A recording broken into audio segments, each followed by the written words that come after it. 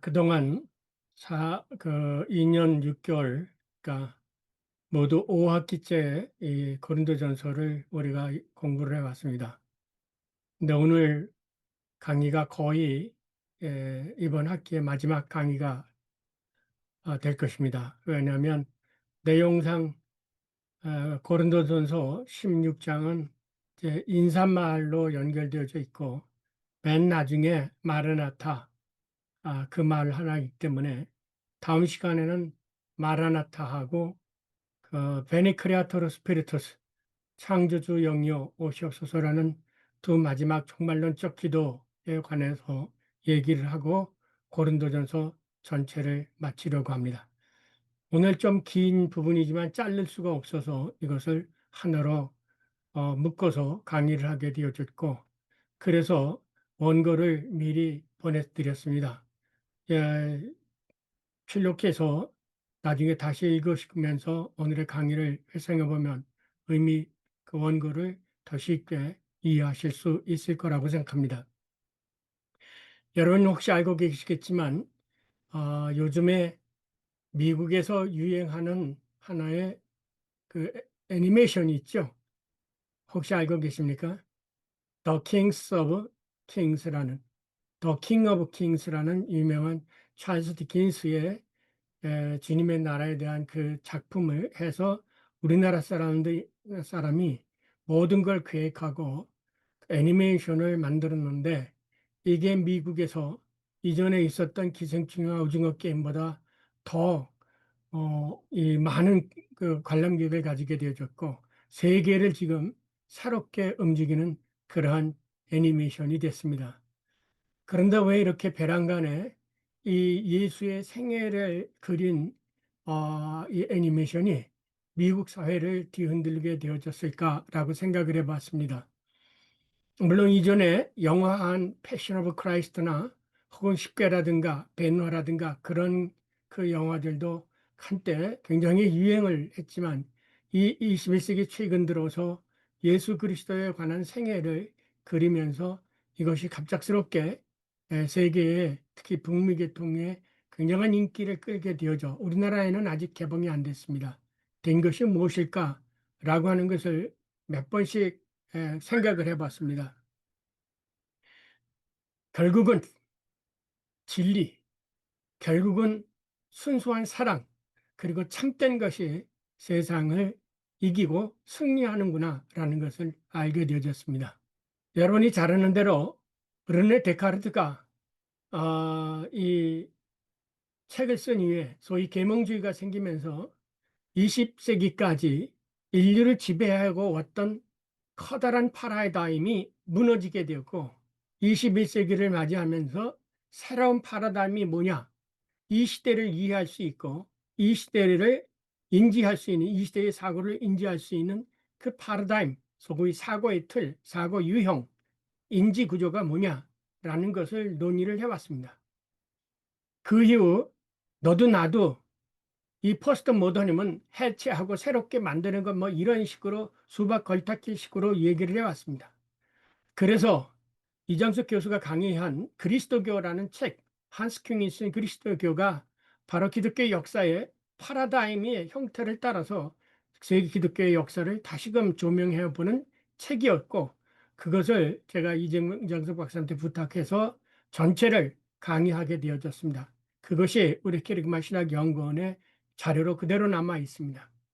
그 이후 소위 21세기에 직면한 새로운 파라다임이 뭘까라고 했을 때 세계 신학계와 철학계는 기커넥트에서 얘기되어진 것이 뭐냐면 멀티 퍼스펙티브, 소위 다각적인 방법으로 여러 방면에서, 한 가지 방면이 아니라 여러 가지 방면에서 얘기를 하자, 그렇게 주장하게 되어져 왔습니다. 그것이 바로 새롭게 그 플루랄리즘, 다원주의가 형성이 되어졌죠. 그래서 기독교도 하나의 여러 종교 가운데 하나다. 그래서 종교다원주의적인 차원 속에서 기독교를 보게 되어졌습니다. 그렇지만 기독교가 다른 종교하고 똑같으냐? 그렇지 않았죠. 우리 캐리그마에서는 수없이 기독교는 종교가 아니라고 강조를 했고, 종교의 파라다임과 기독교의 패러다임이 전혀 다른 거다라고 하는 것을 수없이 강조해 왔습니다. 세계 신학의 흐름을 보면서 21세기 에 과연 세계 신학자들이나 철학자들이 21세기에 상응하는 새로운 패러다임을 발견했느냐? 발견하지를 못했습니다. 저는 그 이후 93년부터 그 시작되고 공부를 하며 오면서 성경 안에서 이 새로운 패러다임, 인류가 지금까지 성경을 해석해 왔던 그 패러다임을 넘어선 것, 분명히 성경에 있을 것인데 그것이 뭐냐라고 하는 것을 몇십 년간 찾아왔습니다. 캐리그마가 설립이 된 지 내년이면, 금년이면 30주년이 됩니다. 1995년에 계명대학에 있을 때 캐리그마 신학연구원, 그때는 목회진원 지원연구원이라고 해서 그 이후 30년이 됐습니다. 이제 제가 발견한 것은 소위 보이는 세계와 보이지 않는 시공간의 지평융합이라는 것 속에서 인류가 아직도 발견하지 못하는 4차원의 세계를 넘어서는 그 패러다임을 성경에서 발견하게 되어졌습니다. 이것이 언제 어떻게 다시금 세계 신학계를 울리게 될지 아니면 새로운 패러다임으로 회자하게 될지는 저는 알 수가 없습니다. 그러나 성경이 가지고 있는 참된 진리는 단순히 하나의 패러다임, 소위 1차원적인 얘기에서 과거, 현재, 미래의 시간적 차원 혹은 그 지평의 차원, 그 다음에 공간의 차원을 넘어서서 성경 안에는 1차원의 얘기도 있고 2차원의 얘기도 있고 3차원의 얘기도 있고 4차원, 5차원까지 제가 생각하기에는 아직 5차원까지의 그 세 개의 패러다임이 있는데 지금까지 우리는 한두 개의 패러다임을 가지고 얘기했습니다. 계명주의에 의해 시작된 하나의 패러다임이 소위 주객도식의 패러다임입니다. 이 주객도식. 내가 주체고 내가 지. 그래서 포스트 모던에서는 상호 주체라는 말을 그것을 극복하기 위해서 겨우 써놓은 것이 상호 주체라고 하는 그런 개념입니다. 금년에 제가 우연찮게 발견된 독일 철학자의 수만이라고 하는 사람이 쓴 책 가운데 Zeit and the Tradition이라는 책이 있었습니다. 시간과 전통이라는 전승이라는 그쪽에서 그 사람은 철학자이지만 성소의 패러다임을 그 나름대로 언급했는데 그 사람은 차이트라는 시간의 관점에서만 성경의 패러다임을 해석해 보려고 노력을 했습니다.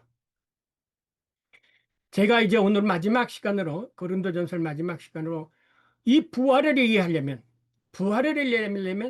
여러분이 지금까지 가졌던 1차원, 2차원 그 차원을 벗어나지 않으면 절대로 부활을 이해할 수 없다고 하는 것을 제가 수없이 강조를 해왔습니다. 예수 그리스도의 부활의 사건을 얘기하려면 우리들이 가지고 있는 사고의 틀이 변하지 않으면 소위 얘기해서 보이는 세계와 보이지 않는 세계가 같이 융합이 되어질 수 있고 시간이 분할될 수가 있고 또한 하나님은 인간이 가지고 있는 마테리얼이 변형될 수 있다고 하는 새로운 차원의 퍼스펙티브를 여러분이 가지고 있지 않으면 부활은 백날 가야 이해할 수가 없습니다. 다양하게도 언젠가 제가 말씀드렸지만 괴팅겐 대학의 조직신학교에 있은 링 레벤이라는 교수가 바르하이트 데어 아우피어스테움 그 부활의 진실성이라는 책을 제가 이제 이거를 안면서 연구를 해보니까 그 링 레벤이 저와 동일하게 했는데 제가 그분하고 전화를 통했더니 자기 책이 일본어로 번역이 됐는데 일본 좀 잘못 번역다고 좀 아쉬워하시더라고요. 네.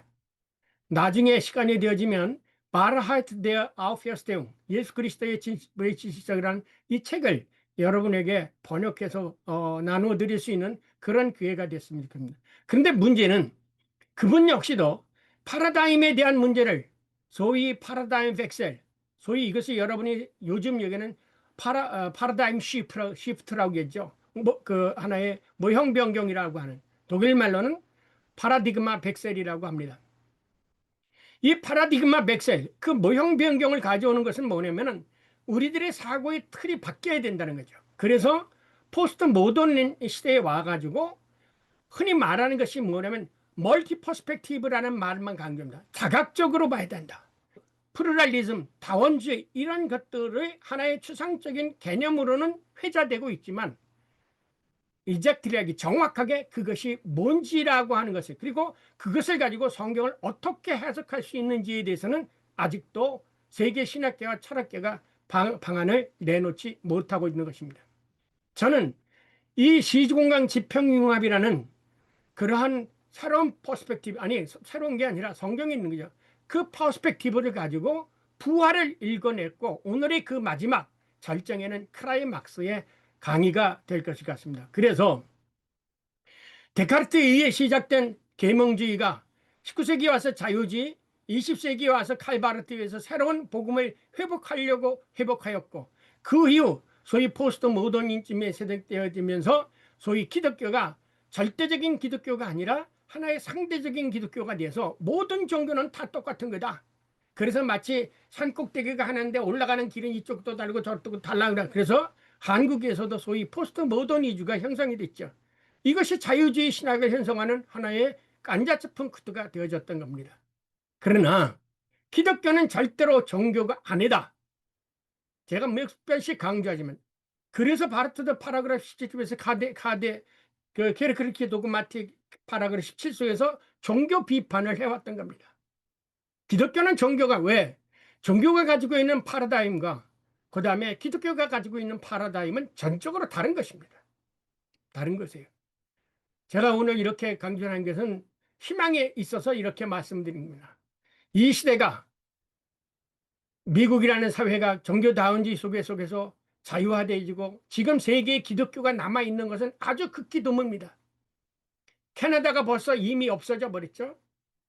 캐나다가 없어졌죠. 미국도 북부는 다 자유주의 신학화되어지고 미국의 기독교의 복음이 살아있지를 않습니다. 또 한 가지 뭐냐면 이 동방을 보십시오. 전에도 얘기했지만 우리나라 북쪽은 공산주의요. 북동쪽은 러시아 공산주의요. 북서쪽은 중공 공산주의요. 남쪽으로는 일본의 이 동교다원주의 혹은 무속, 그리고 그 더 내려가면 동남아시아 베트남 그쪽에 대한 다 그 무속적인 그런 사회 속에서 오로지 조그만 이 대한민국 조그만 곳에 여기에만 아직도 기독교가 남아있을 뿐, 그것도 자유화되어지면 자유신학화에 물들어버린 그러한 기독교 신학 속에서 어디서 희망을 찾을 수 있을까? 밤낮으로 눈물로 하나님 앞에 기도해 왔습니다.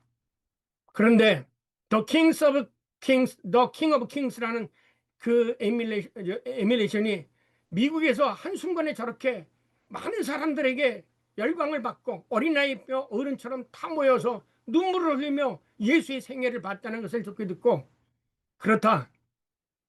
이 세상이 아무리 뭐라고 하더라도 진리는 승리한다. 그리스도의 복음에 대한 진리가 서 있을 때 세월이 아무리 바뀌고 뭐 하더라도 마지막 승리자, 마지막 빅토 크리스토스, 승리자 예수처럼 마지막 세상에 맞을 것을 변경시킬 수 있는 것은, 그것은 바로 복음의 진실성, 바라이트 데서 아우비에스, 예수 그리스도의 십자가의 죽음과 부활의 진실성이 외쳐지는 곳에서 언젠가 복음이 다시금 회복, 레스토레이션 될 것이다 라는 희망을 갖게 되어졌습니다. 비록 보잘것없는 캐리그마지만 언젠가는 someday 모든 신학계가 세계 교회가 다 잃어버리고 내동지친 이 복음의 진리가 언젠가는 다시 회복되어 모든 사람의 가슴을 울릴 때가 올 것이라는 희망을 갖고, 그래서 오늘은 이 강의를 제가 여러분들에게 미리 나눠드리고, 강의에 요지만 그리고 다음 시간에는 이 16장은 그냥 바울의 인사말이기 때문에 마지막 마라나타와 베니크레아토로 스피리투스라는 두 기도문을 가지고 초대교회가 힘들고 어려울 때 부려졌던 두 가지 기도, 아주 간단한 기도, 베니크레아토로 스피리투스 마라나타, 이 기도의 걸 가지고 고린도 전서 해설을 마치 2002년 6개월의 강의를 모두 마치려고 합니다. 사람을 움직일 수 있는 것은 사탄 마귀의 권세도 아니고 그거는 억압이지요. 사람을 진정으로 움직일 수 있는 것은 진실밖에는 없다. 교회가 아무리 많이 흥청거리지만 참된 그리스도를 만드는 것은 참된 복음밖에 없지. 교회의 프로그램이라든가 무슨 세상에 떠나가는 노래나 이런 프로그램으로서 되어지는 게 아니라 복음이, 예수 그리스도에 관한 복음이 참된 그리스도를 만들 수 있고 고난을 이길 수 있는 힘도 오직 예수 그리스도에 관한 그 부활의 복음밖에는 다른 어느 것도 이 어려운 시대를 극복해 나갈 수 있는 것이 없다라는 것을 다시 한번 확인하게 되어졌습니다. 지난주에 저희 선생님을 찾아가 뵀습니다. 103세요. 한태동 교수님이. 언젠가는 나도 이 세상을 떠날 것이고 내가 이 세상을 떠나간 다음에 누군가 나를 기억할 수가 있다면 그 사람은 마지막 세상을 떠나가려고 하는 순간까지 복음을 위해 끝까지 애쓰고 수고한 사람이었다 라는 그런 인상을 내가 남기고 갈 수 있다면 그것보다 더 기쁘고 영광된 것이 뭔가라는 생각을 해봤습니다. 언젠가는 저도 끝이게 됐죠. 그러나 제 인생의 마지막 순간까지 갔을 때 내가 수고했다, 온 힘을 당해서 바친 게 뭔가라고 내 자신의 인생을 되돌아볼 때 한 가지, 하나님, 그래도 나는 복음을 온전히 전하지는 못했지만 온전히 이해하려고 노력은 해왔습니다. 이 말씀을 산사장 앞에 드리고 싶습니다. 여러분 생애에 영원히 변치 않는 하나님의 진리가 여러분의 남은 인생을 지켜주시기를 예수 그리스도 이름으로 축원합니다. 제가 천천히 다시 한번 읽겠습니다. 기록된 바 첫사람 아담은 생명이 되었다 함과 같이 마지막 아담은 살려주는 영이 되었나니 그러나 먼저는 신령한 사람이 아니요 육의 사람이요 그 다음에는 신령한 사람이니라. 첫사람은 땅에서 났으니 흙에 속한 자이거니와 둘째 사람은 하늘에서 났기 때문에 무릇 흙에 속한 자들은 저 흙에 속한 자들과 같고 무릇 하늘에 속한 자들은 저 하늘에 속한 예수 그리스도와 같이 될 것이니 우리가 흙에 속한 자의 형상을 입은 것 같이 태어날 때 또한 우리가 부활하여 하늘에 속한 이의 형상을 입으리라. 형제들아, 내가 이것을 말하노니 우리가 태어난 혈과 육은 하나님의 나라를 결코 이어받을 수 없고 이 썩어질 육신은 썩지 않은 것을 하나님 나라를 결코 유업으로 받지 못하느니라. 보라, 내가 확신하게 여러분에게 말하노니 비밀을 말하노니 우리가 다 잠잘 것이 아니요 마지막 나팔에 순식간에 호련히 다 변화하리라. 나팔 소리가 나매 죽은 자들이 썩지 아니할 것으로 다시 살아나고 그때 우리도 변화되리라.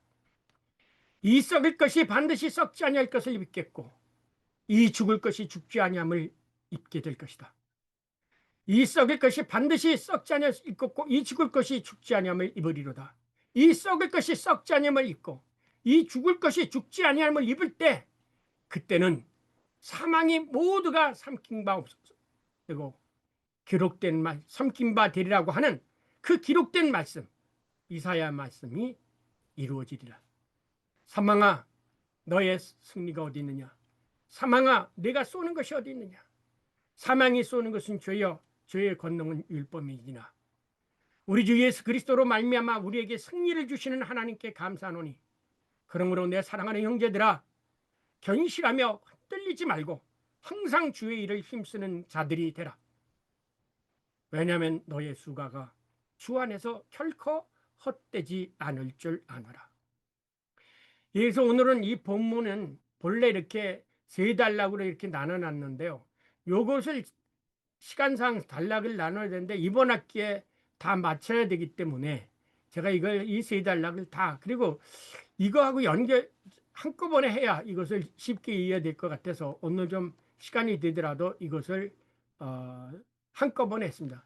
첫 단락은 육의 몸과 영의 몸, 첫사람 아담과 마지막 아담의 문제. 그러니까 여기 육의 몸이라는 것은 첫사람 아담을 얘기하고요. 영의 몸이라는 것은 마지막 아담 예수 그리스도를 얘기해요. 근데 여러분 보세요. 왜 첫 아담과 마지막 아담 에스카톤 안트로포스 예수 그리스도 쓰고 그랬어요. 에스카톤 마지막 아담이라는 말은 무슨 뜻이냐면 인간이 마지막으로 인생의 골로 삼고 마지막 도달해야 할 그 인간의 모습은 누구냐? 바로 예수 그리스도다라는 거죠. 그래서 여러분이 잘 아는 이미타처 크리스티 토마스 혹은 아켄피스의 토마스가 쓴 유명한 아켄피스의 토마스가 쓴 이미타초 그리스티, 그리스도를 본받으라는 그 말은 인생의 마지막 삶의 목표, 본받아야 할 마지막 부분, 이것은 예수 그리스도라는 거죠. 두 번째 부분에서는 죽은 자의 부활할 때 어떤 현상이 일어나는지에 대해서 설명하는 거예요. 그러니까 어떻게 부활하느냐라는 것을 지난 시간에는 어떤 몸으로 부활하느냐에 대해서 얘기했죠. 그 오늘에는 어떻게 부활하느냐라는 것이죠. 그리고 세 번째 단락은 마지막 부활은 뭐를 의미하냐면 죽음에 대한 승리예요. 부활이 단순히 그냥 죽음이 그대로 있고 또 다시 살아나는 하나의 환생가 아니라 죽음을 극복한 것, 사망을 극복한 것, 이게 부활이라는 거죠. 그래서 부활하는 자에게는 영생이 있는 거예요. 요것이 맨 나중에 단락으로 되어져 있습니다. 자, 여기 왔기 때문에 그래서 첫 번째 단락 그 45절에서 50절에 이르는 첫사람 아담과 마지막 아담 예수 그리스도의 그 차이점이 뭐냐? 이게 뭐냐면 모든 인간은 이 첫사람 아담이라든지 에게 속하든지 아니면 마지막 아담 두 사람에게 속하게 돼 있다 이거예요. 엔트베드 오도. 그래서 제가 이번 강의 제목을 하늘에 속한 자인가 아니면 땅에 속한 자인가라고 한 거 제목을 잡은 거는 세상에 사는 사람은 이 두 개의 타입. 그래서 여러분이 잘 아는 보네포의 악투한 자인이라는 책에 보면 뭐라면 아담에 속한 자하고 예수 그리스도에게 속한 자, 오늘 이 본문을 따가지고 아담 안에 있는 인간성과 그 다음에 그리스도 안에 있는 인간성에 대해서 보네퍼가 악투한 자인이라는 책 속에서 거기서 요 부분을 가지고 논의한 거예요. 요 부분. 다시 말해서 우리는 첫사람 아담에게 속해 있든지 아니면 마지막 아담에게 속해 있든지 이 둘 중에 하나라는 거예요. 이것을 둘 중은 철저하게 달라요. 아담에게 속한 사람은 우리가 세례받고 성령 받아서 새 사람이 되지 않는 사람. not rebirth. 새로 거듭나지 않는 사람들은 성령 그냥 살아있는 존재예요. 여기 사우푸시케라는 말에 사우푸시케라는 것은 뭐냐면 영이 살아있다는 거, 혼이 살아있다는 거죠. 그래서 혼의 지배를 받는 거, 살아있는 혼이라고 번역이 되고요. 여기는 푸노이마 소포요신, 살려주는 영. 그러니까 살아있는 영이 아니라 살려주는 영. 마지막 아담은 살려주는 영 에게네토, 살려주는 영이 되었다라고 하는 거예요. 그러면 우리도 살려주는 영에 의해서 소마 프노이마티콘, 영의 몸이 되어지는 거죠. 그래서 이 속에 속하든지 첫사람 아담에 속하든지 아니면 마지막 아담에 속하든지 인류는 이 둘 중에 하나에 속해 있어요. 여러분은 어디에 속했는지 모르겠어요. 여러분 한번 생각해 보세요. 육의 사람은 혼의 지배를 받는 사람이고 신령한 삶, 영의 문, 소마 프노이마티콘, 그거는 뭐냐? 성령의 지배를 받는 사람이에요. 또 흙에서 난 사람은 흙에 속해 있고 하늘에서 난 사람, 성령으로 하늘에서 난 사람은 하늘에 속하기 때문에 하나님 나라의 백성이 되는 거예요. 흙에 속한 사람은 흙에 속한 아담과 같이 되고, 아담이 없어요? 죽었죠. 흙에 속한 사람은 흙에 속한 아담과 같고, 하늘에 속한 사람은 하늘에서 내려온 하늘에서 난 예수 그리스도와 같은 거예요. 그래서 그리스도인이라고 말하죠. 우리가 그리스도인이라는 것은 그리스도의 영을 가진 사람을 그리스도인이라고 얘기하지 교인을 그리스도인이라고 말하지는 않아요. 성경에서는 처치맨이라는 말은 없어요. 에클레시아니온이라는 말은 없어요. 그리스도인이라는 말은 없어요. 그리스도에게 속한 자는 말은 말했어요. 이게 뭐냐? 그리스도 안에 있는 자, 엔 크리스도. 그리스도 안에 있는 자가 그리스도인이에요. 교회 다니는 사람이 아니에요. 그 다음에 흙에 속한 사람은 흙에 속한 형상을 입고 하늘에 속한 사람은 하늘에 속한 형상을 입는다. 예. 그래서 인간적으로 보면은 인간의 신분, 소속, 사람의 형태에 따라서 이렇게 첫사람 아담과 두 번째 아담이 서로 다른데 부활은 뭐냐?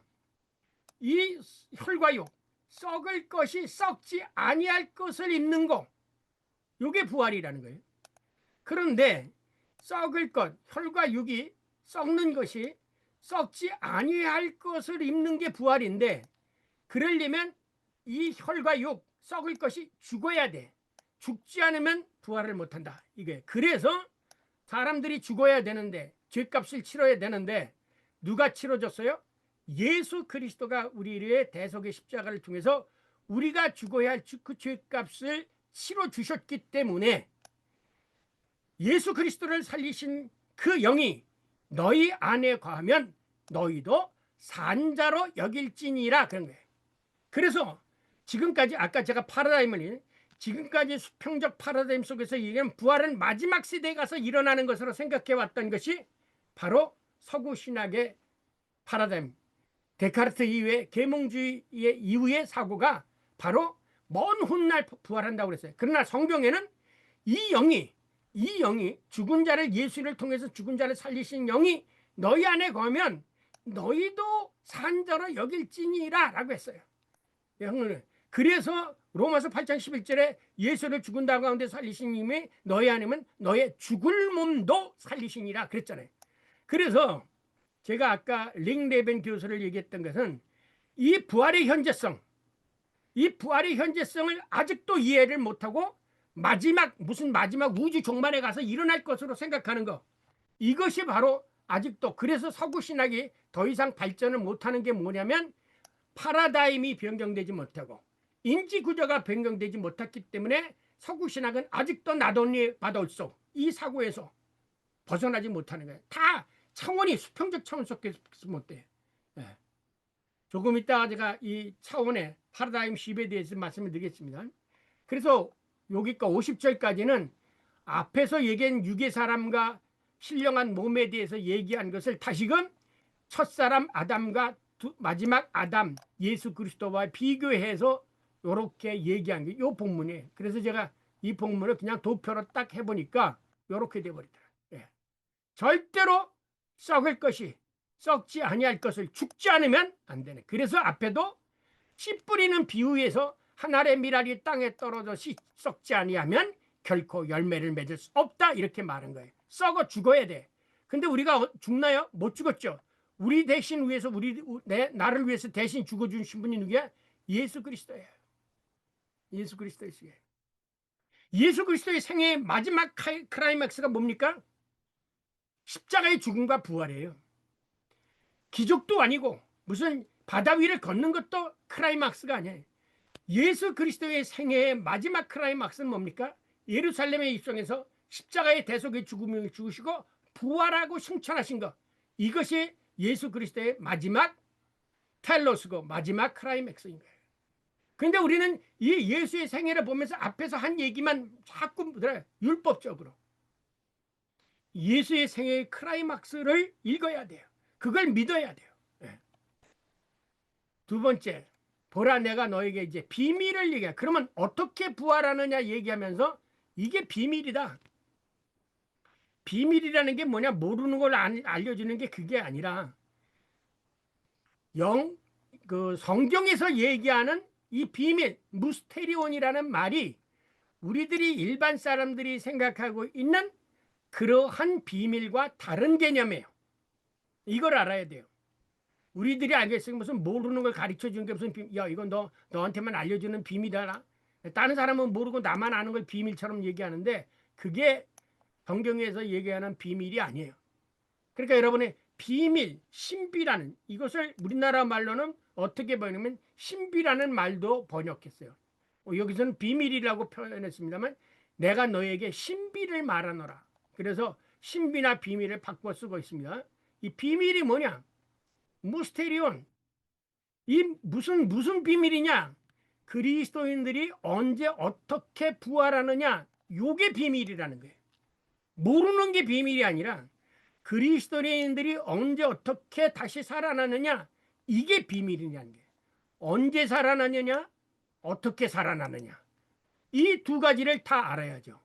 언제라고 할 때는 나팔불 때, 마지막 나팔불 때. 그러니까 이 마지막 나팔불 때라고 하니까 이 마지막 나팔이라는 요 말 속에 우리가 지금까지 생각해왔던 성경은 언제인지 모르는 많은 우주 꼭대기 마지막 우주가 파손되고 그때 이렇게 생각하고 있어요. 이거는 우리들의 사고가 수평적 사고가 되어져 있기 때문에 이 마지막 나팔이라는 소리를 우주 종말이나 어느 때 가서 얘기를 된 것으로 이해를 하고 있어요. 그런데 이 에스카톤이라는 말 자체가 그런 끝까지 있는 게 아니라 순식간에 호련히 변하리라. 그러면 나팔 불 때 부활한다는 거죠. 그리고 나팔이 불 때 우리가 썩지 아니할 것으로 덧입는다 이거예요. 그러면 이 나팔을 언제 부느냐? 이게 중요한 거죠. 이 나팔이라는 이것을 시간적인 차원 속에서 해석해 왔기 때문에 지금까지 서구의 종말론이 실현된 종말론, 우주적 종말론, 그 다음에 변증법적 종말론, 여러 가지 신학자들이 자기 나름대로 이 마지막이라는 것을 이해를 해왔어요. 그런데 이 마지막 나팔이라는 게 그게 아니다. 시공간 지평융합 속에서 보면 이 나팔이라는 말이 뭐냐면 하나님이 강림하실 때, 성령이 강림하실 때, 예수님이 강림하실 때 나팔 소리가 울리는 거지, 마지막 나팔 소리라고 해서 먼 훗날 언젠가 울려질 그 나팔 소리를 뜻하는 게 아니에요. 그런데 바울은 이 다시 살아나는 것, 이 부활을 썩지 아니할 것으로 변하고 썩지 아니할 것을 입는 것, 이것을 부활이라고 얘기했어요. 이 말을 이제 사도 바울이 다시 살아나는 것을 이 앞에서 뭘로 바꿨으냐면 보세요. 여기 마지막 순간 때 호른이 변화되리니 나팔 소리가 나면, 요 나팔 소리가 나면 죽을 것이 썩지 아니할 것에도 다시 살아나는 게 뭐예요? 부활이죠. 그래서 우리도 변하고 썩지 않을 것이 다시 하는 것도 입겠고, 똑같은 말을 반복하면서 입겠고라고 하죠. 죽을 것이 죽지 않을 것을 입겠고 또 입을 것이라고 그래요. 그러면 뭐냐? 이 썩을 것이 변화되어 새로운 것을 입는 게 부활이라는 거죠. 우리가 썩은 몸이 다시 살아나는 거 전에 얘기했죠. 이게 환생이나 소생이 아니라고 그랬죠. 또 이 썩을 것이 썩지 않은 것을 입고 죽을 것이 죽지 않을 것을 입을 때 결과적으로 뭐가 하나?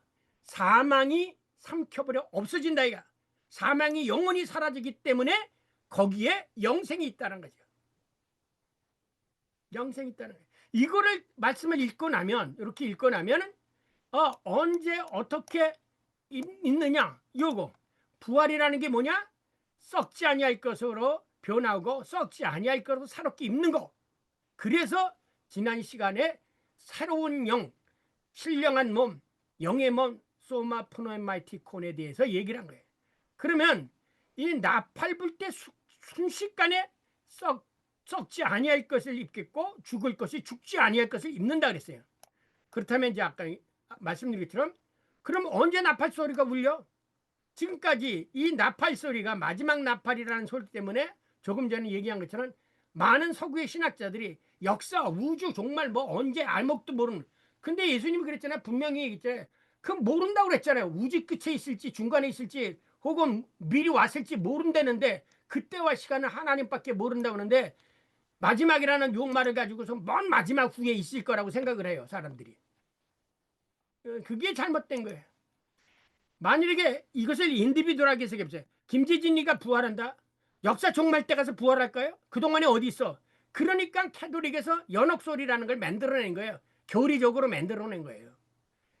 제가 내일 죽을지 모레 죽을지 모르는 거예요. 저는요. 나의 마지막이 내일 올지 모레 올지 100년 후에 올지 모르는 거예요. 하나님밖에 모르는 거예요. 근데 그것을 마지막 나팔 소리 나는 것으로 인해서 뭐 우주 종말의 끝에 가서 낼 것이다 뭐 이렇게 해석을 해보니까 사람들을 헷갈리게 만드는 거예요. 성경하고 다르게. 성경에 보면은 큰 나팔 불 때 하나님이 강림하셨어요. 주께서 호령과 천사장의 소리와 하나님의 나팔 소리로 치니 하늘로부터 강림하시리라 라고 데살로니가 전서에서 이미 사도 바울이 얘기했어요. 하나님도 신의 산에서 이 땅에 강림하실 때 뭐가 울렸어요? 나팔 소리가 울려났어요. 신의 산에서. 그래서 이 얘기가 뭐냐면은 출애굽산에서 출애굽기 보세요. 출애굽기 보면은 모세가 호렙산에 올라가서 시내산에 있을 때 요 하나님께서 시내산 위에 큰 나팔 소리와 함께 강림한 사건을 기술하는 게 출애굽기 19장 16절에서부터 19절에 있어요. 그래서 그 히브리서 기자도 이 나팔 소리와 함께 요 하나님께서 강림하신다라고 이해를 했어요. 여기가 뭐냐면 에코, 우리가 에코라고 그러죠. 소리가 왕왕왕왕 울리는 게 에코라고 그러죠. 이걸 히브리어로 헬라어로 뭐 에코라고 에코스.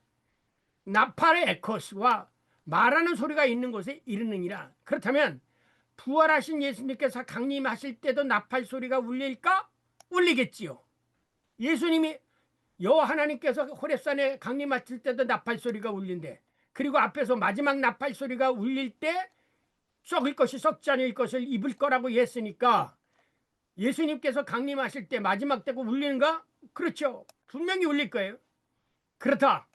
승천하신 주님께서 보이는 이 세상과 보이지 않는 저 세상의 시간과 영혼의 지평융합 속에서 나팔 소리와 함께 성령으로 이미 오순절에 강림하셨다. 이게 요한복음을 이끄는 신학입니다. 소위 그래서 요한복음의 신학이 실현된 종말론을 얘기하는 거예요. 요한복음 그리고 사도 바울은 실현된 종말론을 얘기하고 있어요. 이미 오순절에 예수님이 강림하셨다. 오순절에. 왜 그러냐? 오순절 기사를 보면 이렇게 되어 있습니다. 호련히 하늘로부터 강한 바람과 같은 에코스, 여기 나오죠. 에코스 소리. 여기는 나팔 소리라고 했지만 이건 바람의 소리예요. 여기는 그 살핏을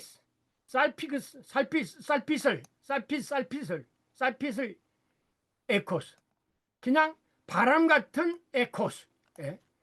그들의 앉은 온 집에 가려 불의 혀처럼 갈라지는 것이 각 사람 위에 하나씩 임하더라. 여기 뭐라고 했어요? 하나님이 나팔 소리가 불 때 입을 것이라고 그랬잖아요. 뭘 입어? 성령으로 거듭나는 거예요. 사람 영으로 거듭 입혀진다는 거예요.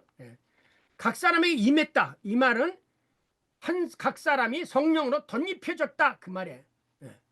임하다라는 말 여기에 이것을 준 거예요. 다른 보혜사 성령이 나팔 소리와 함께 울리는 것 같이 하늘로부터 순식간에 소리가 강한 바람과 같이 여기 하늘에 여기서 갑자기 에크투 우라누 하늘로부터 소리가 뭐와 같이 포온의 바실리아 강한 바람과 같이 임했다 이거야. 각 사람이 임했다. 그런데 이게 중요한 단어입니다. 에게네토. 이 에게네토라는 단어가 이 뒤에서 나오지만 여러분 요한복음 1장 14절에 보면 로고스 사르크스 에게네토 뭐라고 써요? 말씀이 육신이 되었다라고 해요. 보이지 하나님의 영이 이 땅에 사람에게 임하게 되었다. became, 임했다. 사건이 일어났다. 이게 에게노토라는 단어의 의미예요. 이런 점에서 마지막 나팔 소리는 이미 오순절 성령 강림 때 울려 퍼진 것으로 이해될 수 있다. 우선 오순절은 여러분이 아죠? 종말론적 사건입니다.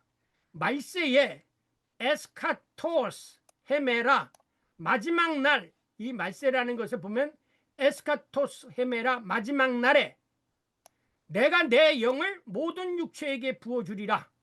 요엘서를 인용했죠. 그런데 예수님 아까 여기 마지막에 뭐라고 그랬어요? 이제 나오겠지만 예수님이 살려주는 영이 되어졌다. 살려주는 영이 됐다. 푸노이마 살려주는 영이 되었다. 그래. 그때도 영이 되었다라고 에게네토라고 말합니다. 에게네토. 이미 영이 된 거야. 부활하신 예수님이 승천하시면서 약속하신 성령으로 오시면서 부활하신 예수 그리스도가 성령이 되신 거예요. 그래서 그것을 에게네토라고 얘기해요. 그뿐 아니라 성령 감림 사건은 앞으로 언급한 것처럼 앞에 시내산에서 일어난 여호와의 강림 사건과 유사하게 일어났다. 결론적으로 말하면 마지막 나팔 소리는 이미 오순절 강림 때 순식간에 울려 퍼졌다. 그래서 성령이 임한 사람들은 그 순간 썩을 것이 썩지 아니할 것으로 다시 살아나 성령의 지배를 받는 영의 몸 소마 프노이마티코스로 변화되어진 것으로 이해될 수 있습니다. 오늘의 본문으로 말하면 마지막 나팔 소리가 남에 순식간에 호련히, 그래서 호렙산에 저기 오순절 말하는 호련히 갑자기 그러죠. 아까 여기 있던 호련이라는 게 죽은 자들이 썩지 아니할 것으로 다시 살아나고 우리도 변화되리라는 말씀이 이미 성취되어진 것으로 이해될 수 있다. 왜냐? 예수님 뭐라고 그랬어요? 내가 진실로 진실로 너에게 죽을 자들이 하나님의 아들의 음성을 들을 때가 오나니, 여기 죽은 자들이에요. 여기 보세요.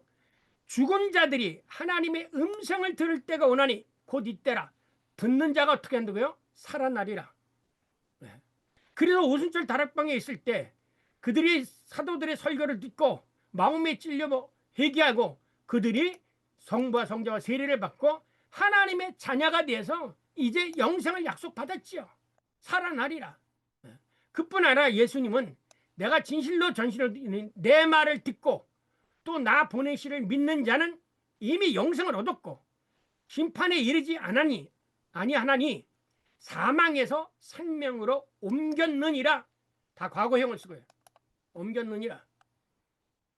그렇다면 이제 변화되리라와 입는다는 말은 어떤 이해관계가 있는가? 여기 앞에서 변화되리라, 입는다는 있죠. 우리가 모두가 판테스, 알라, 게소메타, 우리가 모두 알라, 다른 것이 될 것이다 라는 거예요. 변화라는 것은 알라 게소메타라는 것은 너희가 모두 다 판테스, 모두 다 다른 존재가 될 것이다 라는 것이 알라 게네소스는, 이 직복적 수동태 미드 복수에 이것은 스스로 변하는 게 아니라 살려주는 영이 되신 마지막 아담 예수 그리스도에 의해서 변화되어진다라는 뜻이에요. 수동형이에요. 수동형, 미래 수동형. 변화되리라는 이 말은 변하다, 알라소라는 말에서 이르고, 이 알라소는 변하다는 단어는 형용사 알로스에서 유래한 건데, 여러분이 예수님이 이런 다른 본의 보혜사를 너에게 보내주겠다 할 때 알로스 파라크레토스라고 했어요. 알로스 파라. 다시 말해서 내가 메시아인 것처럼 나와 같은 다른 메시아를 너에게 보내주겠다. 그 나와 같은 다른 메시아가 누구냐? 그게 바로 성령인 거예요. 알로스 파라크레토스. 옆에서 돕는 자. 알로스, 다른 보혜사, 다른 돕는 자를 너에게 보내주겠다고 했고, 그 다른 보혜사를 보내겠다고 약속한 거는 구약에 의하면 마지막 때 보내주시겠다는 거고, 그 마지막 때에 보내주시겠다고는 알로스 파라크레토스가 우리의 생명을 살리기는 영이 되어진 예수 그리스도께서 다시 재림하신 거예요. 그래서 그 옷을 갈아입다, 엔두라는 단어에서 유래된 것이다. 그러니까 우리가 옛 썩을 몸을 새로운 몸으로 갈아입는 것, 이게 뭐야? 소마 프노이마티콘, 영의 몸으로 갈아입게 되어진 거죠. 우리 모두 변화되어 입으리라 라는 말은 진리의 영 성령에 의해서 다른 것으로 변화되어 부활하신 예수의 몸을 입는다라는 뜻입니다. 예수 그리스도의 몸을 입는다. 입으리라는 단어는 단순 과거의 중태에 따라서 덧입는 자도 있고, 이 세상에는 여기 왜 입으리라고 하는 것을 그럼 왜 중간태로 했고 부정형으로 썼느냐? 요게 다른 거예요. 부정형이라는 것은 정해지지 않은 거예요. 아직도. 그렇므로 입을 사람이 있고 입지 못할 사람이 있다 이거예요. 그러니까 우리가 살고 있는 이 세계에서는 진리의 영 다른 보혜상으로 덧입는 성령의 지배를 받는 사람이 있든지, 아니면 아직도 썩을 몸으로 살아가고 있는 사람이 있든지, 둘 중에 하나에 속한다. 이게 앞에서 아담의 몸과 아담의 형태와 그 마지막 에스카톤 아담의 그리스도에 속한 자를 분리해 놓은 것처럼, 이불이라는 이 단어가 중간태라는 것은 뭐냐면 입을 자도 있고 못 입을 자도 있다 이거예요. 그러나 예수 그리스도로 덧입으면 이제 새로운 피조물이 되어서 새 것이 된다 이거예요. 요거다. 그러므로 사도 바울은 이 썩을 것이 썩지 않을 믿고 죽을 것이 죽지 아니함을 입을 때, 그때 뭐냐면 사망이 삼키고 이르리라 라고 기록된 말이 이루어지리라 말입니다. 자, 그럼 이거를 이해하지 못하면 당장 이렇게 생각하세요. 여러분은 살아있습니까? 죽었습니까? 여러분 자신에 대해서 어떻게 생각하세요? 예수를 죽은 자 가운데서 살리신 영이 너희가 늘 가운데 있으면 산자로 여길지니라. 그렇기 때문에 성령 받고 하나님의 자녀가 된 사람은 사망이 삼킨 바 되었기 때문에 죽음을 두려워하지 않습니다. 지난번에 제가 부활절 할때 뭐였습니까? 죽음이 두렵습니까? 라는 그 제목을 했죠. 죽음을 두려워하지 않는 자, 이는 성령 받은 자는 죽음을 두려워하지 않습니다. 이미 사망이 극복되어졌기 때문에. 그리스도인들은 죽는 자고 얘기하면 안 됩니다. 잠자에서 하나님의 나라로 가는 거죠. 죽은 게 아닙니다. 이미 우리는 예수 그리스도와 함께 죽었어요. 세례를 받음으로. 그래서 우리가 예수 그리스도와 함께 죽고 예수 그리스도와 함께 사는 거예요. 세례를 받음으로.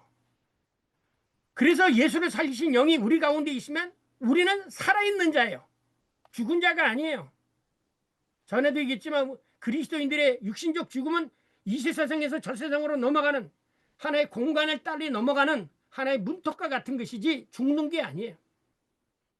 죽음이라는 것은 이미 나에게는 예수 그리스도를 믿는 그리스도인들에게는 이미 죽음이 삼킨 바 되고, 그래서 예수님이 사망아 내가 쏘는 게 어디 있느냐 그렇게 말한 거예요.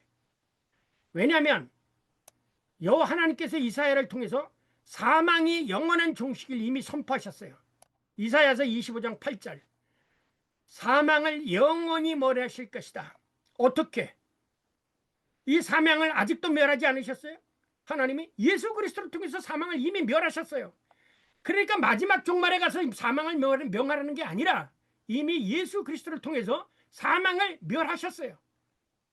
그래서 성취되어진 것이에요. 그래서 여러분 호세아서는 계시록 마지막에 보면 뭐라 그랬어요? 모든 눈물을 씻겨주며 자기의 수치랑 온천에 닦아주며 그랬죠. 계시록 가면 사망이 내가 쏘는 게 어딨냐. 이러한 여호와의 말씀을 성취하기 위해서 우리 주님께서 먼저 이 죄값을 죄를, 그래서 뭐예요?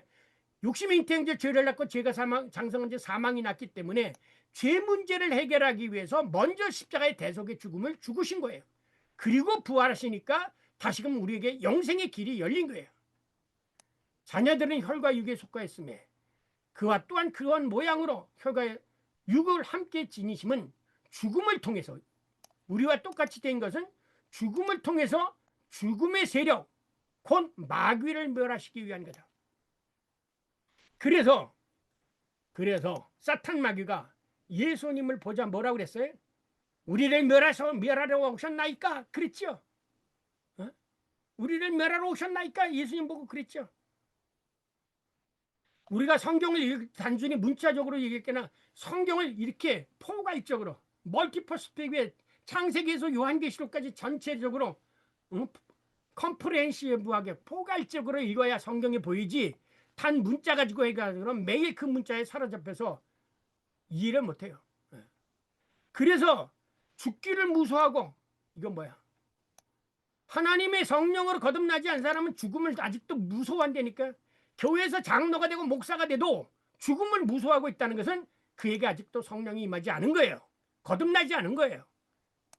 그래서 평생껏 존노하는 자들을 놓아주기 위해서 예수님이 우리와 똑같은 모습으로 와서 죽음을 멸하시고 사탄 마귀를 물리치셨다 이거예요. 히브리서 해석에.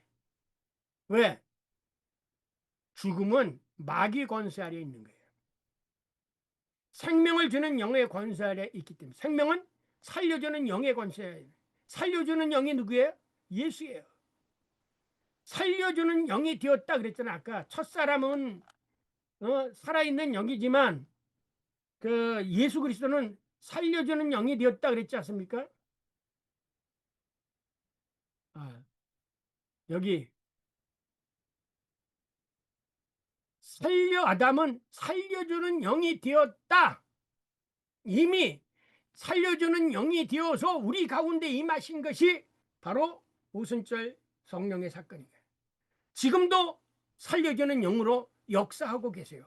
그래서 여러분이 예수 그리스도 이름으로 기도하면 이미 네가 받은 줄 알라고 그런 거예요. 예수 그리스도 이름으로. 왜? 살려주는 영으로 역사하고 계시기 때문에. 근데 사람들은 그렇게 생각하지 않습니다.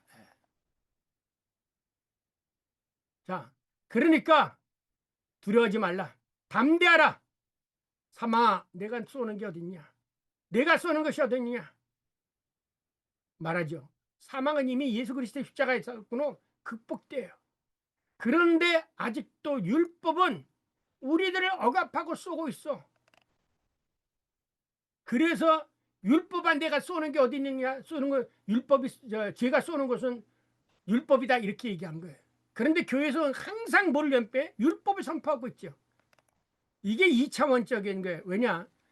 2차원 세계 속에서는 나와 너와의 관계라는 게 형성이 돼요.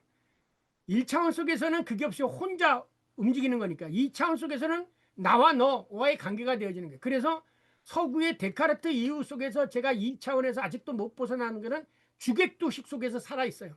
이 주객도식을 극복한다고 해서 포스트 모더님이 상호주체라고 하는 말을 만드는 거예요. 상호주체. 근데 상호주체가 됐다고 해서 3차원의 세계가 되어지는 게 아니에요. 이거는 아직도 우리가 지금 보이지 않는 사탄이 있어요 없어요? 우리가 살고 있는 곳에 사탄이 있어요 없어요? 우리가 살고 있는 세계에 하나님의 영이 있어요 없어요? 왜 여기 속에서 해석을 못하느냐고. 매일 율법적인 면에서 도덕적인 면에서만 생각해. 뭐라고 그랬어요 예수님? 우리의 싸움은 혈과 육의 싸움이 아니라 사도 바울이 영적 싸움이나 우리가 하나님의 자녀가 됐기 때문에 영적인 사탄 마귀가 우리를 끝까지 시험하고 무너뜨리기로 하기 때문에 전신갑주를 입으라 그랬잖아. 하나님의 말씀의 검, 성령의 검. 성령의 검이 뭐야? 성령의 검 하나님의 말씀을 가지라고 그랬잖아요. 그런데 이렇게 성경을 해석하지 않고 전부 매일 우리가 어떻게 살아야 되고 교회 인간의 웰빙이 먹고 이런 소리나 하고 앉아있는 그런 게 교회 안에서 지금 선포되고 있는 거예요. 그러니까 복음이 잘 사그러진 거예요. 제가 단호하게 얘기합니다. 교회의 성장이 아무리 늦게 된더라도 복음이 선포되는 것이 마지막에 승리예요. 복음이 선포되어지는 쭉종이 같은 교회 만들지 마세요. 복음이 승리하는 거예요. 우리 주 예수 그리스도 대속의 죽음과 승리가 그리스도 안에서 이미 주어졌기 때문입니다. 신학적 해설에 대한 거는 여러분이 집에서 읽으시고 요것만 아시면 됩니다. 아까도 얘기했지만 예수님이 사도 바울이 이 합하여 침례를 받는다 그랬어요. 합하여 세례를 받는 건 지난번에도 했지만 예수님과 함께 죽고 사는 거예요. 예수님과 함께 죽고 함께 사는 게 부활. 그러니까 예수님도 죽음을 상징하는 물속에 빠지자 거기서 나오니까 하늘문이 열리고 뭐가 있어요? 성령이 그에게 임하셨잖아요. 그 임하셨다가 뭐야? 에게네토. 뭐뭐가 임한 거를 에게네토 뭐뭐가 되는 것. 그러면 이 에게네토라는 단어가 가지고 있는 의미가 뭐냐? 에게네토가 가지고 있는 단어의 의미가 뭐냐면 인간이 다른 모습이 되기 위해서 다른 상태의 속성을 입는 것을 에게네토라고 말합니다. 에게네토라고요. 에게네토라는 말 여러분이 많이 들었지만 이 에게네토가 뭐야? 요한복음의 로고스 사락스 에게네토. 말씀이 육신이 되었다. 그 다음에 오늘 본문에서는 예수 그리스도가 살려주는 영이 되었다. 성령이 에게네토 사람들 가운데 임했다. 이게 다 에게네토라는 단어로 쓰여져 있어요. 살려주는 영이 되었다, 되셨다. 요거 어려워요. 생명체, 여기서 푸시콘, 소산, 조산, 그냥 살아있는 생명체라는 것은 혼이 지배하는 살아있는 혼이에요. 근데 예수 그리스도는 살려주는, 에이스는 뭐야? 영어로 인투야, 인투. 인투 프노이마 소포유스. 살려주는 영이로 에이스트가 되어버렸다. 인투 became. 둘째 주권의 면에서 볼 때는 앞에서는 살아있는 영의 지배다. 나중에는 한 육이 아니라 살려주는 영, 거기에 속하게 되어졌다. 그래서 이 에게네토라는 말을 이해하면 성경에 이 에게네토라는 것이 삼일초론과 같게 돼서 3번 나타납니다. 뭐냐? 태초의 말씀이 육신이 되었다. 에게네토. 예수 그리스도가 성령이 되어졌다. 에게네토. 보혜사 성령이 인간 가운데 임하셨다. 에게네토. 똑같이 다 에게네토야. 그래 근데 침례를 받을 때 뭐냐면 똑같은 이 게노마이에서 온다. 뭐뭐가 연합이 되어졌다라는 거예요. 그러면 이 신비 무스테리온이라는 헬라어를 라틴어 고대 교회가 라틴어로 뭘로 번역했냐면 사크라멘툼이라는 단어로 번역한 거예요. 그래서 사크라멘트가 뭐예요? 성례전이죠. 이 무스테리온이라는 말이 를 라틴어로 번역한 게 사크라멘툼이고, 이 사크라멘트가 뭐야? 세례와 성만찬이에요. 그럼 사크라멘트가 뭐냐면 둘이면서 하나이고 하나이면서 둘인 게 미스테리온이야. 그 점을 이해하시면 되겠습니다. 아까도 말했지만 마지막 아담, 에스카톤 아담이라고 했던 마지막 인간이죠. 호 에스카토스 아담은, 예수는 살려주는 영, 에이스 인투 분노이마 조포이운 살려주는 영이 됐다는 거야. 이게 뭐냐면 예수님이 승천하셔가지고 그 다음부터는 살려주는 영으로 이미 에게네토가 되어버린 거야. 되신 분이야. 우리 가운데 임하셨어요. 그래서 예수님이 지금 우리 가운데 계세요. 그래서 임마누엘, 예수님과 함께 하시던 임마누엘 하나님은 지금 성령으로 우리와 함께 하시는 임마누엘 하나님이죠. 성령으로 지금 우리와 함께 하시는 거예요. 아까도 했지만 에게네토라는 단어는 에게네토라는 기노마이가 변형되어, 요 말이 중요한, 요 기노마이라는 것은 사람이나 사물이 새로운 상태로 드러나기 위해서, 새로 나타나기 위해서 그 속성을 변화시키는 것을 에게네토라고 얘기합니다. 그래서 이미 변화되었다, 완료형으로 된 거, 아우리스트로 되어진 거, 뭐는 단순강으로 된 거는 에게네토 부정형이죠. 아니죠. 아우리스트로 된 거. 이미 성령이, 예수님이 살려주는 영으로 됐고, 이미 그 말씀이 육신이 되었고, 그 살려주는 영이 다시 우리들 몸 안에 들어오게 되었다는 거예요. 그래서 우리의 몸을 뭐라고 해요? 성령이 거하는 하나님의 성전이라고 얘기한 거예요. 그런데 예수님이, 여기 보세요. 예수님이 예루살렘 성전을 허물라고 그랬죠. 내가 3일 만에 다시 세우려고 그랬잖아요. 그랬더니 요한복음에 이것은 예수 그리스도의 몸을 두고 얘기한다고 그래요. 그렇죠. 그 몸이 예수 그리스도의 살아있는 그 살려주는 영이 사람 가운데 임하게 된 사건이 오순절 사건인 거예요. 그래서 지금 우리 주님은 다른 보혜사 알로스 파라크리토스로 지금 살아계세요, 우리 가운데. 그래서 왜 우리가 지금 예수님이 하늘 꼭대기에 있는데 왜 예수 그리스도 이름으로 기도합니까? 지금도 살아 역사하시기 때문에 예수 그리스도 이름으로 기도하는 거예요. 이 살려주는 영이 됐다. 다시 말해서 다른 보혜사가 되셨다는 거예요. 이게 얼마나 정말 귀한 건지. 그래서 아직도 이 앞에서 삼일째 성부 성자 모두 인격성을 갖는 게 뭐냐면, 왜냐면 태초에 하나님께서 말씀을 하실 때, 또 호렙산에서 이 모세가 말씀을 들었죠. 요즘 세계에서 한글이 앞으로의 세계적인 언어라고 지금 굉장히 떠고 있습니다. 왜 세계의 언어가 될 수밖에 없느냐? 한글은 인간의 구강을 표현한 거예요. 구강을 중심으로서 만든 게 한글이에요. 원래 제 선생님, 우리 선생님 한태준 교수님 가르쳐준 구강을 통해서 만들었기 때문에, 하나님도 우리와 같은 형상을 가졌기 때문에, 우리의 형체를 가졌기 때문에, 소마를 가졌기 때문에 모세가 하나님이 말씀하시는 것을 들을 수 있었던 거예요. 아브라함이 하나님의 말씀을 어떻게 들었습니까?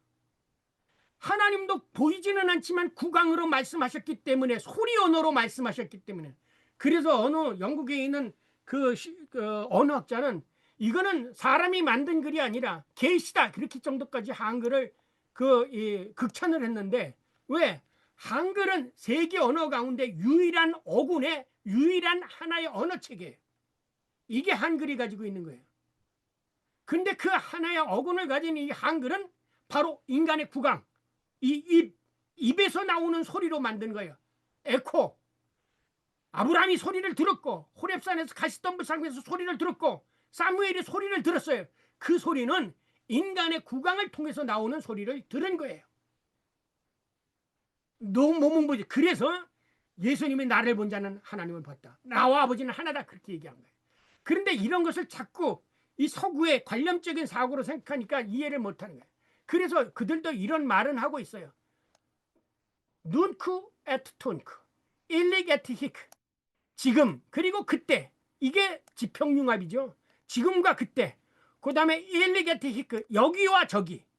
그러니까 시간적으로 수평과 그 다음에 수직적으로 그때 지평, 저기와 그때와 그곳과 이곳, 그곳과 이곳. 그래서 이 서구가 아직도 요 두 개는 했어요. 이 차원 속에서 시간적으로서는 눈크와 톤크, 또 수평적인 면에서는 일릭과 에트를 하나로 보는 그런 것을 서구 신학에서 발견을 했는데, 이게 3차원 세계 속에서 하늘의 세계에서, 하늘에서 풀리면 땅에도 풀리고 3차원 공간까지를 아직 발견하지 못한 거예요.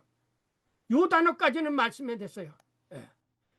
이게 서구 신학에서 눈크 에트 톤크, 그때와 지금, 지금과 그때, 시간이죠. 일릭, 여기와 저기, 여기와 그곳. 예. 이거를 2차원의 세계죠. 1차원이고 요건 2차원이죠. 여기까지는 발견이 됐는데, 하늘 높은 괴수세와 지금 여기서 과거와 현재, 현재와 미래를 아직도 통합을 못 시키고 있는 거예요. 이거는 김재진의 시공간 징평, 보이는 세계와 보이지 않는 시공간 지평융합이라는 것이 아니면 절대로 이해될 수가 없습니다.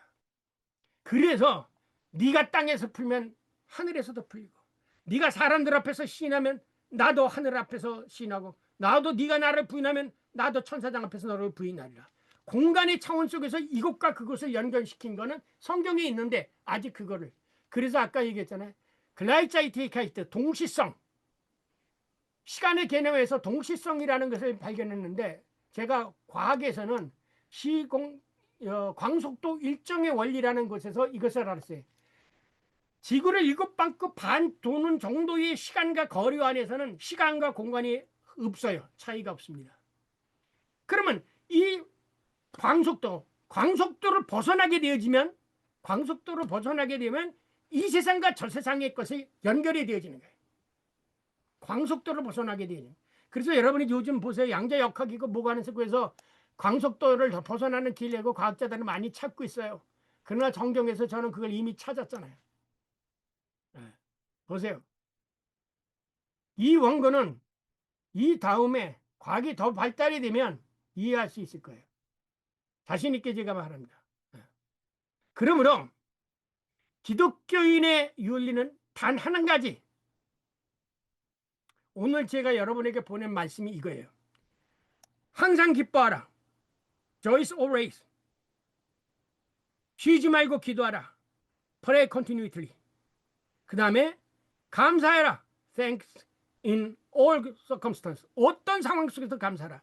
이것이 범사, 이것이 그리스도 안에 있는 너희를 향한 하나님의 뜻이니라. 그래서 제가 기독교 윤리는 단 하나, 예수 그리스도 이외의 윤리는, 율법은 단 하나다. 이것만입니다. 기뻐하고 하나님께 영광을 돌리는 것. 솔리데오 그로리아.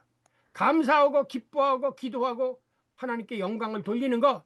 이것만이 기독교인들에게 남은 유일한 율법이에요. 모든 율법을 하나님께서 다 해결해 주셨어요. 다 해결해. 그래서 예수님 율법의 끝이에요. 완성해요. 단 한 가지, 이 모든 율법을 완성해 주신 예수님께, 하나님께 할렐루야 영광을 돌린 거예요.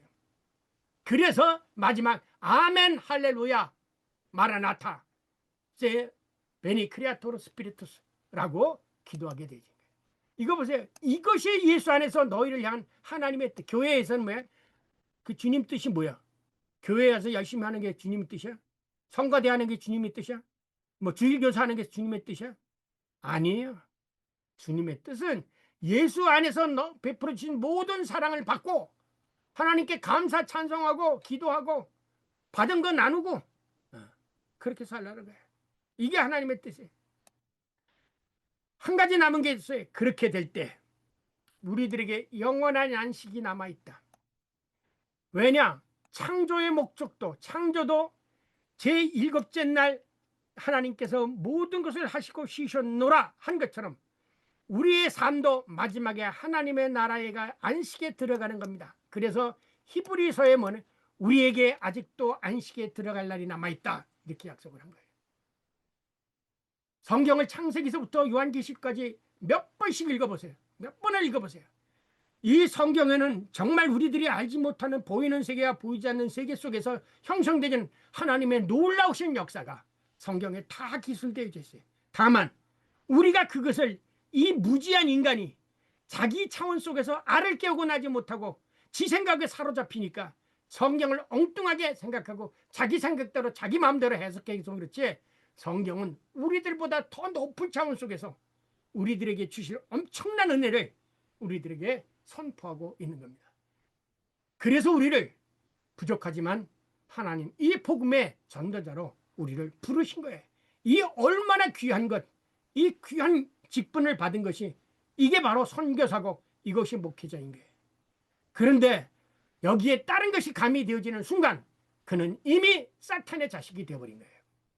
사탄의 자식이 되어진 거예요. 그러나 염려하지 마십시오. 하나님 모든 것을 이루어 주셨어요. 모든 것을 이루어 주셨어요. 모든 염려를 내게 맡기라. 모든 염려를, 모든 걸 하나님께. 그리고 그래서 담대하라. 담대하라. 하나님께서 우리들에게 맡기신 겁니다. 여러분이 잘 아시죠? 하나님께서, 여호와 하나님께서 이스라엘 백성들을 출애굽시키고 이제 마지막 약속한 가나안 땅에 들어가기 직전에 여호수아에게 주신 말씀 알죠? 그게 바로 곧 담대하라. 우리도 우리에게 남은 마지막 하나님 나라에 들어가기 전에 강하고 담대하라. 우리에게는 영원한 하나님의 나라의 안식이 마련되어 있다. 마치겠습니다.